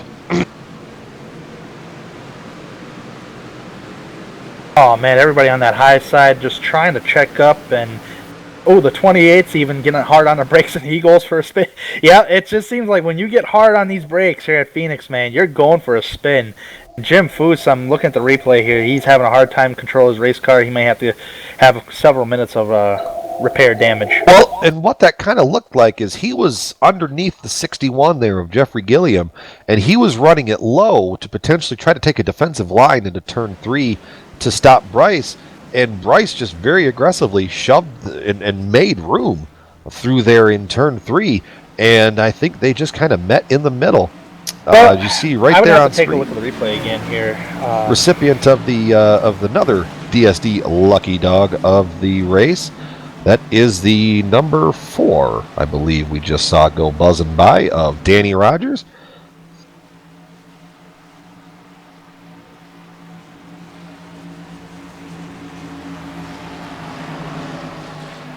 Yeah, just to touch up on that last incident, it looked like the 2-car, I'm not sure if he was expecting to clear the 00 or what, but the 00 was definitely had left side tires on the apron of the racetrack and not a lot of room to really move around for the 00. And yeah, to me, it just looked like a racing incident there, Brian. So it looked like. And also off of that restart, we talked about the 77 staying out. He dropped back like a rock filled with lead buckshot, tied to an anchor and also covered in cement. Off of that restart, I looked up and he only, after leading to the restart, I believe he'd fallen back to 11th after 2 laps. So definitely old tires are going to burn you on that one, especially when he was the only one to stay out. That was, in hindsight, that was probably the wrong call to make. Well, when you get down to these closing laps of the race, I mean, you're just trying to do everything you can, hope for an early caution. That way you're in the top 5, and you can probably pit with the leaders. But yeah, maybe it wasn't the correct call, but right now he's sitting back in 17th position. I believe he has 4 fresh tires, and he could probably make a good top 15, hopefully a top 10 finish by the end of the night. That's going to be the goal. I mean, all these guys right now are probably recipients of the Dory Award. Just keep swimming and see what happens. Also, as you see on screen, we are 1 hour and 12 minutes into this race. I did mention this. We have a 1 hour and 25-minute time limit. Unless we go green from here on out, I don't think we're going to be able to finish this race at the advertised lap distance. And it's going to boil down to a timed event, which whenever the clock strikes 0, the next lap will be the final lap. So, keep that in mind as we get down towards the end of this one here, ladies and gentlemen. Man, if you're going to make the gamble, do it now, but I got to tip my hat to 2 drivers. Gary Whitson, I mean, he's got the right side damage, he's on 2 tires, he's driving like to me, he reminds me of Dale Earnhardt with the wrecked race car and still going. And I tip my hat to Robert Barney for starting 38th and up to P3. Absolutely, hanging in there. We're going to pace cars off. Gary Whitson gets onto the loud pedal very early. Green flag is out. I mean, when you got a wounded car like that, you've got to try to gain every little bit of an advantage that you can. He's going to be able to get a restart here. So I almost saw some contact. We've got a good restart there. I was watching the 40 and the 11 battling there, and the Josh Jones there in the 40 almost got into the rear bumper of the number 11 of Austin Missler. As they're going to dive off into turn 3, Josh Jones is going to have the preferred line all the way down at the bottom of the track. Yeah. Maybe Austin's going to be able to kick it back up on the high side and get some momentum. Oh, almost contact in the back there. Almost. Then you got Ty sitting there in the popcorn position between all 3 of these guys. We got a car spinning. Someone was at the 6. I think that was the 6 that potentially got loose and saved it because... Oh, no, we're back under caution again. I think we've got a wreck on the track. Oh, big wreck. Big wreck. Mark Myers, Danny Rogers, Jim Foose, all involved.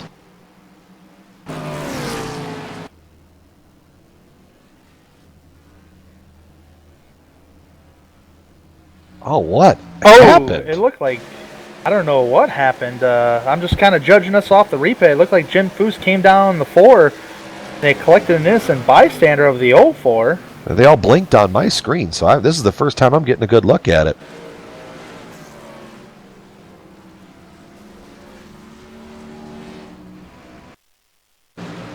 Well, as I'm watching this replay here on my end, I see Jim Foose out on the outside. Oh, it looks like he kind of came down on the 04 a little bit.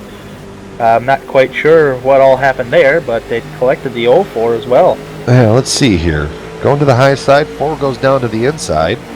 Oh, I think the 4 was just off pace. And I don't believe that Jim Foose was able to react accordingly because all of a sudden the 4 dodged out of the way, and there's a slower car sitting right in the way of your intended path. So, well, that was one of those. That was just one of those events right there.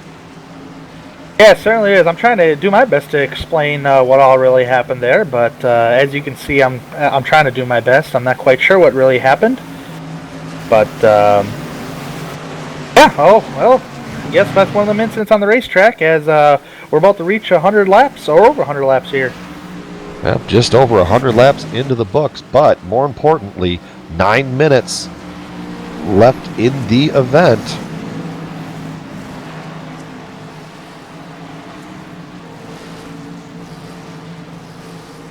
There's a little bit of chatter going on in the race. I'm trying to kind of keep an eavesdrop in on that and just see if maybe I can help paint a picture for the viewers at home of things that might be going on here.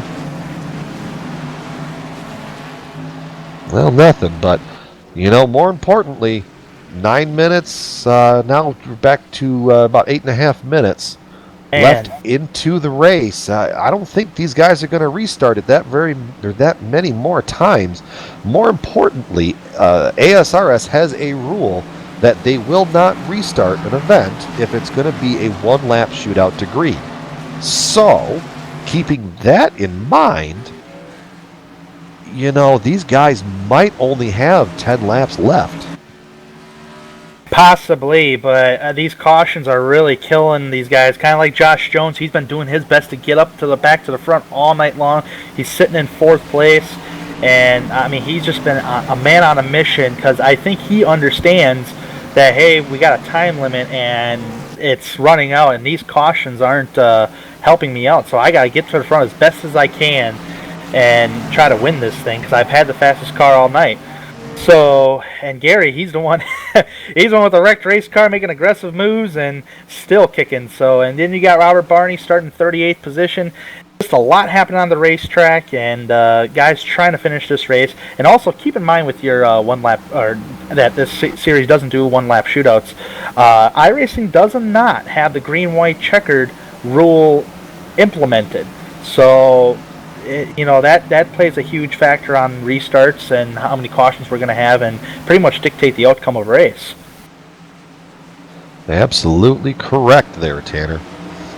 We're going to have to see how this goes, because realistically, if you get about 4 laps to go, I think 5 laps to go with the way that these cautions are unfolding.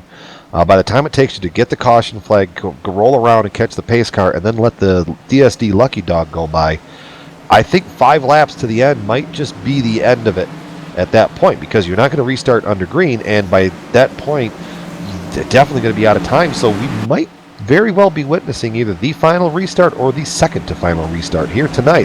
Ford Mustang pace car going to dive off. Gary Whitson leading them back onto the loud pedal. He's going to get a great jump over Robert Barney in that restart, but Robert Barney's got to dive to the inside to try to defend the move from Will Warsler there in the number 6. All of this battling is just letting Gary sneak away, which is exactly what he wants. Let those guys get side by side. But bad news for Gary. We're back on caution again. I was about to say knock knock from Josh Jones on the outside lane, but the caution came out. This was... I'm trying to see. I'm getting some potential blinking issues on my side here, so I'm not getting a clear replay. But I believe it was the 4. I saw the 99 involved in some capacity.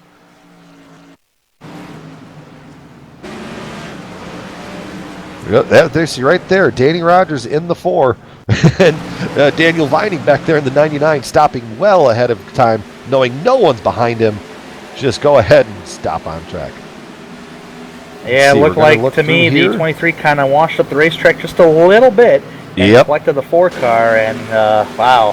That's exactly what it looked like to me as well. The 23 kind of drifted up, and the 4 was coming down, and they met in the middle. Well, Brian, I've been since we're under caution here, and obviously no one's going to pit. I'm looking at that clock. We have 5 minutes to go. So, from my estimation, we're going to have 1 more restart. That's just what I think, but oh boy, it's certainly heating up.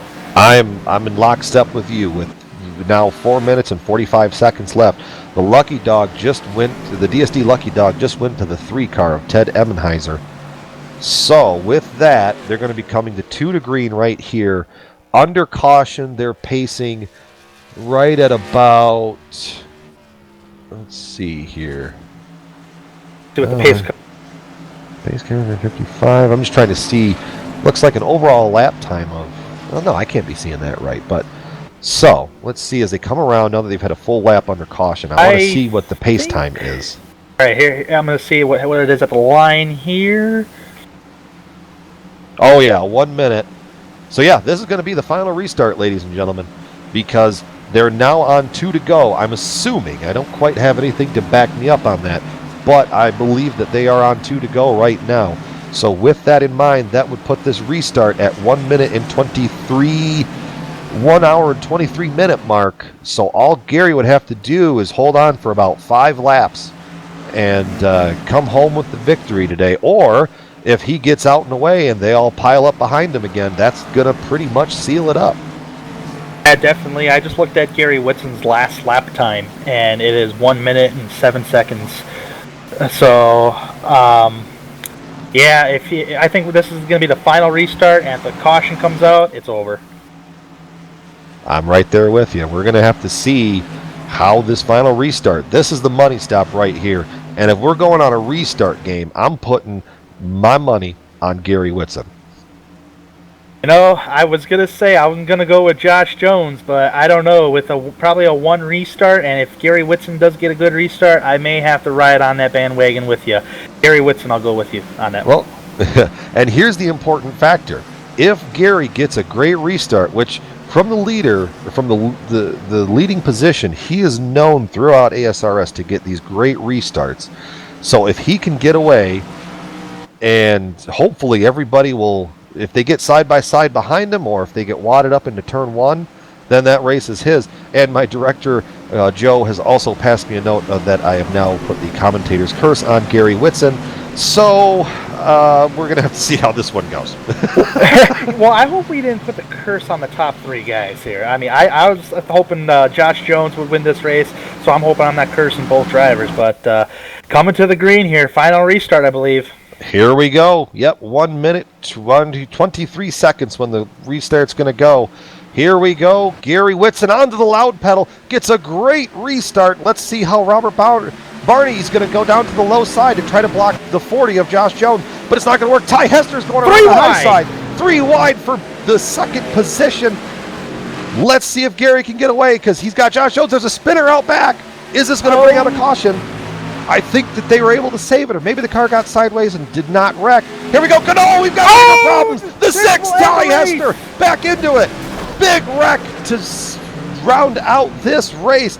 This is going to be a victory for Gary Whitson, but wow. There you see the 3 wide there for second, going through turns 1 and 2. And then they all just get down to the end, and the 6 just dove it in there. Yeah, he definitely dove it in there, but I believe the 68 was coming down also, so they kind of met in the middle. But it's just a sign of good hard racing, trying to get every position you can get. You know it's coming down to the end of the race, and it's just very unfortunate for Ty Hester and Will Worsler.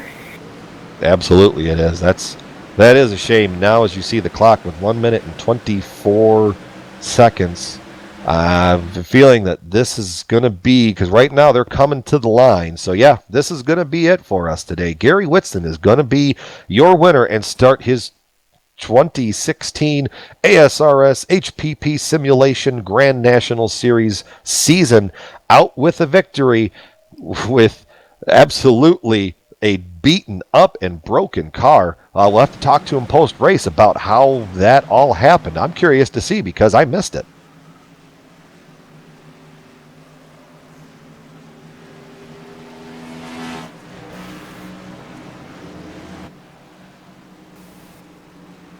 Yeah, oh man, that was definitely a man.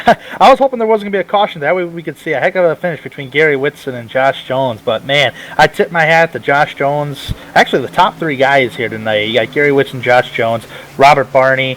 Just oh man, I mean, Robert Barney started 38th, finishes position 3. Josh Jones, who pretty much led the most laps all night. We're going to have to take a look here. Let's see how this one's going to wrap up. Is this going to be the white flag? Well, now I don't know. Well, Gary Whitson is actually hoping. We're going to have to see, because I know that there is a time limit in effect.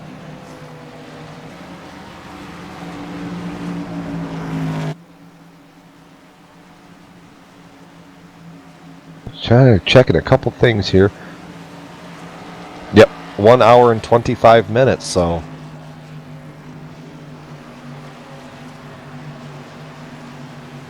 And actually, I'm hearing from the official race channel that this is going to be it, because ASRS does not do a one-lap shootout.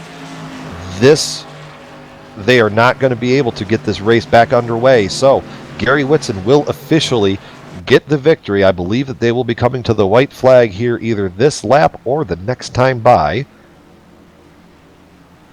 We know now that according to the race official, race control, that the race is pretty much is over with. So Gary Whitson will win this race, beaten up on all. You got Josh Jones in second, Robert Barney.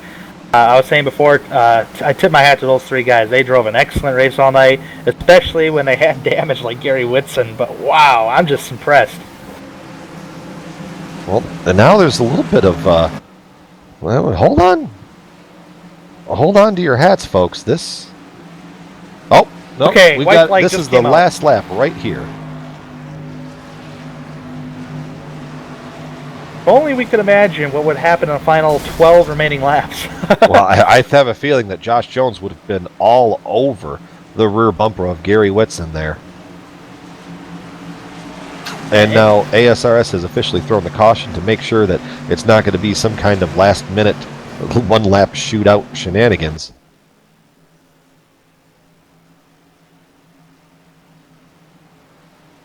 Gary Whitson gonna win this one under caution, but you can't say that he didn't earn it. Look at the side of that car.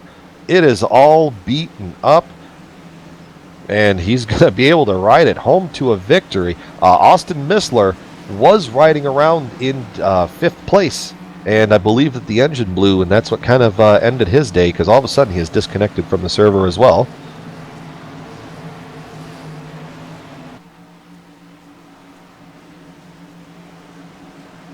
Well, we're gonna see. I mean, everything in the race official channel that I can hear.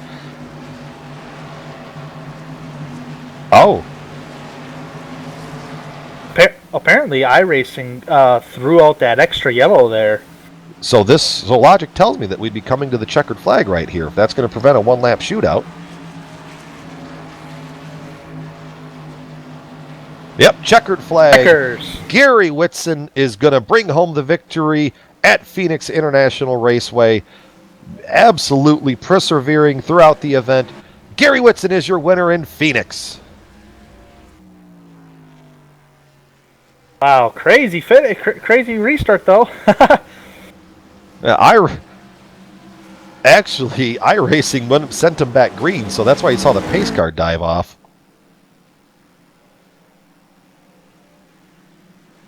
All right, we're going to be back with some post-race interviews and a full field rundown just on the other side of the break. Stay tuned and watch on screen for some upcoming events from GSRC.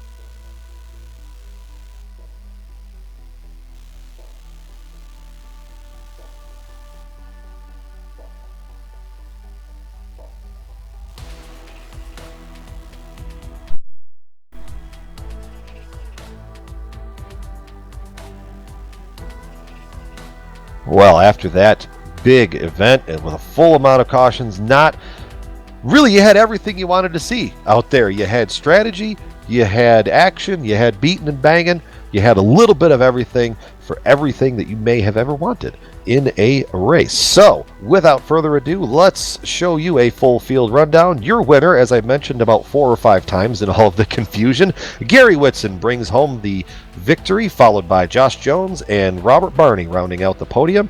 4th went to Will Warsler, 5th to Jamie Moore, 6th to Jeffrey Gilliam, 7th went to Bryce Whitson, 8th to Eric Barilli, 9th to Brody Hayes, and 10th to Chad Dalton. Tanner.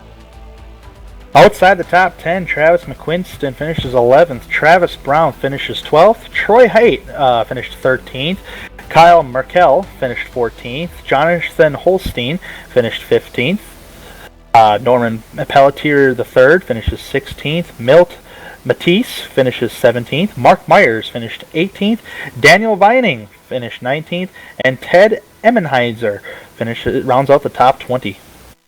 In 21st is Austin Missler, followed by our defending champion, not getting his defensive off to a good start, Michael Krobach there in 22nd. 23rd went to Keith Jolly, followed by Alan Young in 24th. 25th was Evan Roush. 26th, Jared Haggerty. 27th, Ty Hester. 28th to Danny Rogers. 29th to Cody Rose. And 30th to Jackie Palmore.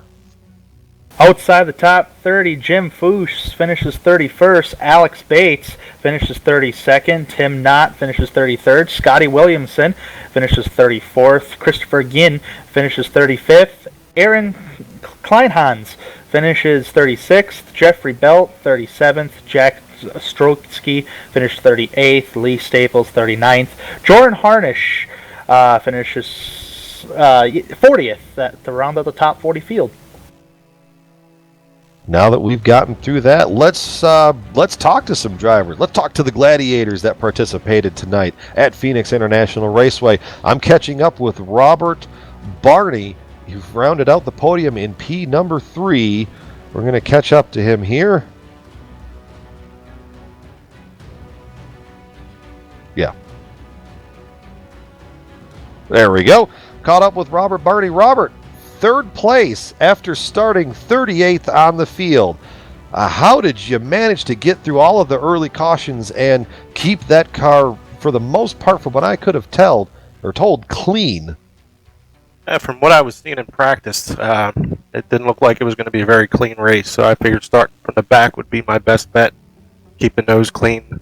I knew I was fast. I was 4th on the speed chart, so just bided my time, hit the pit strategy good, and ended up front. Now, yeah, with playing the pit strategy, that was a much bigger factor than I really anticipated throughout the race. And you even had the 2-tire call. I mean, how did your car feel after the 2-tire call, is given with how many cars were out there and how much rubber was getting laid down?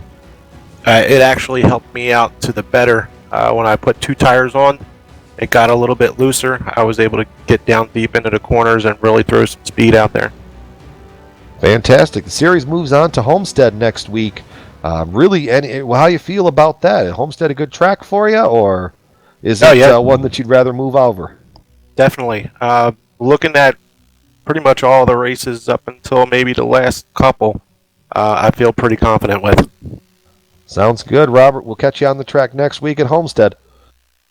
All right, thanks a lot. I wish we could have put on a better show without all the cautions, but it was still fun. Hey, we made it exciting up here. It was a great show nonetheless. All right, you have a good one, man. Hey, thank you. You too, Robert. Tanner Sharp has caught up with our 2nd place finisher, Josh Jones. Josh Jones, man, you started on the pole tonight. You had the fastest car on the racetrack, in my opinion, from what I've seen, and you got shuffled back to 17th position. And you had a hard time getting back up to the front. So, how was your race all night long? And was there a big handling factor? Because you did stay out on tires for about approximately 50 laps. Did the handling of your race car change that made you come in earlier in the run? No, not really. Actually, it was a fuel issue. I knew at that point, and I think that was around lap 68, that I didn't have enough to make it to the end at that point. But I knew if I pitted then, the way things were going with all the cautions, that I could definitely make it. And no, I mean, handling never had a chance to come into play. I mean, it would have been awesome to have some long runs and just to see what happened there, but we never got a chance to test it out. Yeah, definitely. We were talking about that in a broadcast booth on we not seeing long green flag runs, so these guys are probably unsure on the car handling tonight since there's a bunch of cautions. But in the final closing stages of the race, do you think you could have made a run on Gary Whitson there? Gary Whitson looked like he had a beat up car, but he was on 2 tires from what we were seeing, and man, everybody looked like they had an even car, whether it was 2 tires or 4 tires. Yeah, I don't know if I could have got Gary. He was fast. I mean, I had about a lap or 2 laps there to kind of gauge his speed from where I was, and it would have taken some time. I mean, it wasn't going to be something where I was just going to run right up and pass him, or even to catch him. So I don't know. I think Gary was fast, and congratulations to him. He played the strategy right, and he was there at the right place, right time. Yeah, definitely. Josh, you finished second tonight. It's good for points. I believe you did lead the most laps. It's a very good points night for you. Homestead's next week. Do you think is Homestead a good track to you? I love Homestead. It's definitely one of my favorite tracks, actually. And that being said, I mean, I didn't expect a top 5 tonight. Phoenix is probably one of my worst tracks, but I love Homestead. And real quick before you guys let me go, I want to thank Jeremy Thornton and 1-8 Racing for stepping up and sponsoring myself and Will Wursler this season. He's a good friend and just kind of stepped up out of the blue, and we're happy to put his logo on the car. All right, well, that was Josh Jones, who started on the pole tonight, but ended up finishing second to Gary Whitson. Back to you, Brian. Speaking of Gary Whitson, we're going to catch up with him in Victory Lane. We've got to get the champagne bottles off the ground and get all these Victory Lane girls out of the way. Let's see. Gary Whitson, you managed to take a really beaten up car and get it into Victory Lane. Tell us what happened there that got the right side of that car all beaten up. Yeah, I guess I just drove it in, got too much brake and too much wheel at the same time. It got loose on me. Thought I had it saved, got loose again, caught the wall. Luckily, nobody gathered me up. Grabbed a beer and grabbed a gear, not a beer. Maybe I need a beer. Grabbed a gear and soldiered on. Saved the car and kind of was fortunate enough, the right time, right spot. Sounds good. How much, what we were seeing up here, up in the booth, it was a very high attrition factor. I mean, what do you think was causing that out there tonight? I'm not sure completely. I didn't see a lot of the accidents, unfortunately. The one that did happen in front of me, I think the 97 just lost it going into middle of 1 and 2 on the restart and kind of caught up a few guys. I'm not sure what caused that. Not sure if he was just a little over aggressive or just kind of like I did, just had a weird entry there and it got loose on him. The car really wasn't overly hard to drive other than the weird anomaly going into 1 there. I just think big fields, first race, everybody wanting to do well for new sponsors, new teams, and I think we'll get it ironed out. It's just going to take a few races. With a new season comes a little bit of growing pains as well. With that victory, that puts you in a great start to a relatively short season for the chase for the pedals, as ASRS is calling this. How do you think this season, with it being a 12-race lead up to the chase, I mean, with these great finishes, it's just a building block for you. So kind of tell us your thoughts on the overall season, including next week going into Homestead. Well, obviously starting off the season with a win is the absolute best way to do it. Just hoping to keep my nose clean, get back in the top 20 in points so I can avoid that first session qualifying. That does make me a little nervous because you smack the wall coming off 4 or something, and you've blown it and you've missed the event.